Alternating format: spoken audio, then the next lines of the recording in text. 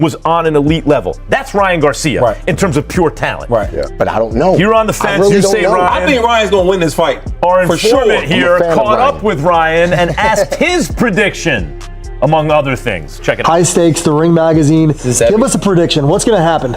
A prediction? Man. 8, 9, 10. 8, all right. 8, 9, 10. I think that sounds. I'm going round 8. I like that. 8, 9, 10. I think round 8 is That feels good. Feels good, yeah? Yeah, it feels good for a real fight. We're going to get to it. Max Kellerman just poured ice-cold water on Conor Benn's chances of pulling off an upset against Ryan Garcia. He emphasizes that Ryan's sheer physical athleticism gives him a lethal edge over Benn. I think that Ryan has a certain level of talent that is, he has extraordinary physical gifts, right? I don't think he has the most educated feet. I've told Ryan, that's why I liked Tank Davis. I think that's Kynes. I think that's why I took Tank. I think if Ryan's feet matched his hands, really, really tough. But he does have special talent. Even Simon Jordan agrees that Ryan is a level above Conor and can beat him, pointing directly to the massive gap in world-class ring experience between the two. In his eyes, taking on a compromised opponent is nowhere near the same challenge as facing a battle-tested elite. Right? And with respect to Conor, who I very much like as well, going in against a completely dehydrated and demoralised Chris Eubank because his physicality and health isn't in good condition, are going in against Ryan Garcia, who's fought at this level, who's fought Gervonta Davis, who's fought Devin Haney. Okay, there's been some controversy behind that, but notwithstanding that, we're talking about levels here. And are you all really beginning to make a case for Conor Benn to win this fight? Because I can't see that case. Teddy Atlas breaks down why this matchup comes down to something far beyond raw athletic skill. He points to one crucial unpredictable factor outside the ring that makes picking a clear winner so tricky. Is what it always comes down now with Ryan Garcia.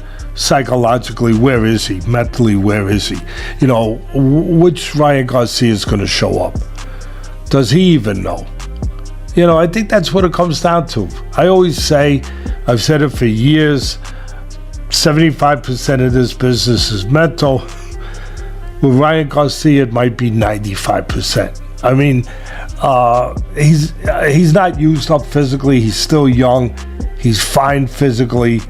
He's got the speed advantage. He's got the power advantage.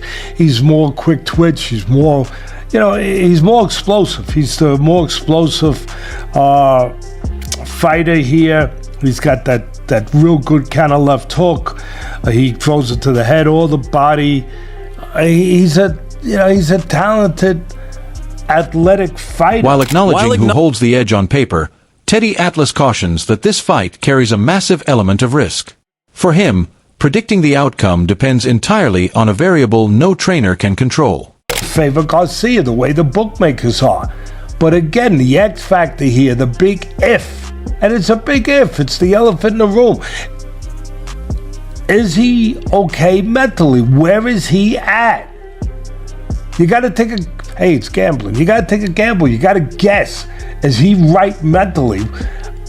I think that the best I can say as a forecast and a guess for that, Bud, would be it's been quiet on the Western Front. If it's quiet on the Western Front with Garcia, that's good news.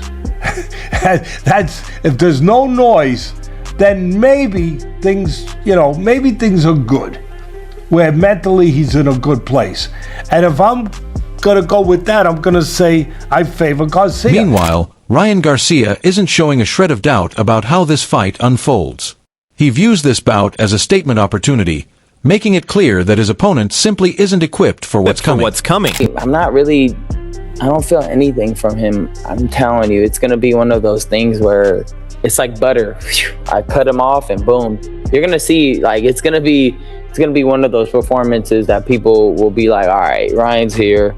He's here to stay. And he definitely made it clear that he's not somebody to play with. Like a master Especially class. as a world champion. Yeah, it's gonna be one of those vintage knockouts.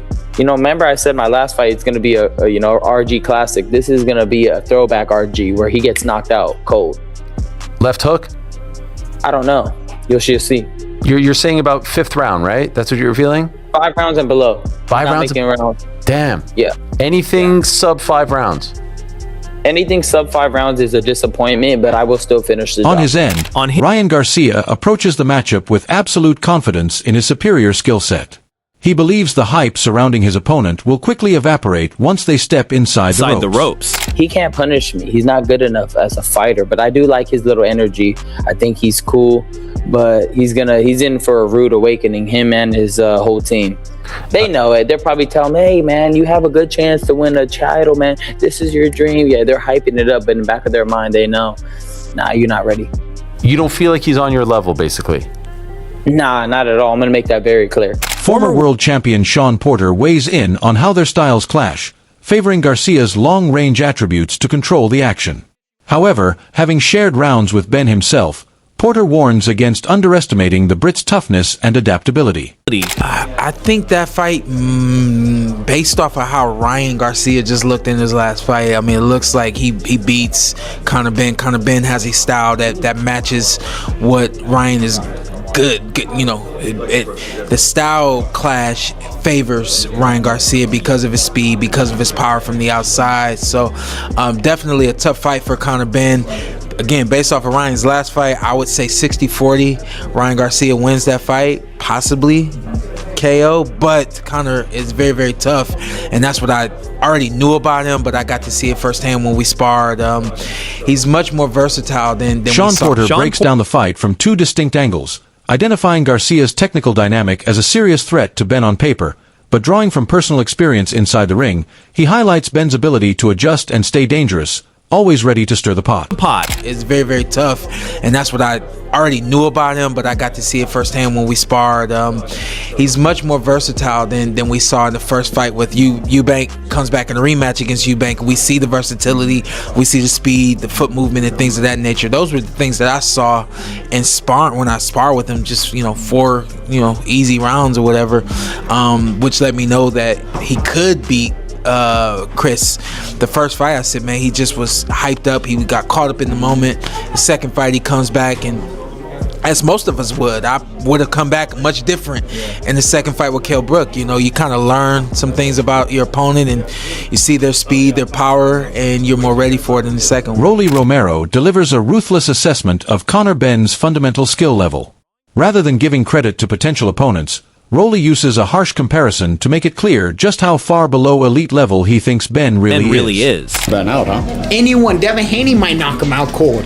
And that's saying a stretch. That's a Devin Haney compliment from Rolly. That's kind of crazy. Bruh, dude, no. It's not even a compliment. It just shows how bad Conor Benn actually is. Adding another voice to the mix, Josh Kelly breaks down why the technical gap and pure power dynamic heavily favor Garcia from the opening bell. He expects an immediate explosion of action, but cautions that Benn's recent performances suggest he may lack the firepower to handle Ryan's hidden speed. I think Conor, he's probably out his depth a little bit there in terms of skill. The right Garcia turns up, then it should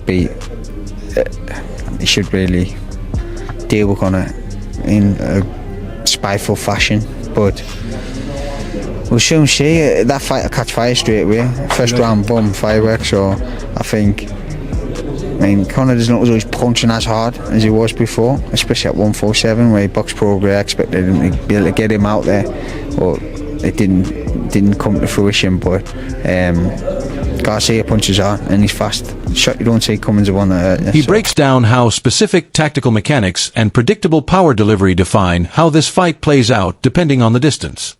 Next voice. Offering a direct strategy to bridge the gap, Progress outlines the exact stylistic shift Benn must make to pull off the victory.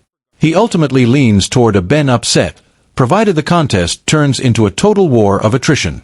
If Ryan boxed him like he did Barrios, I think Ryan will beat him easily.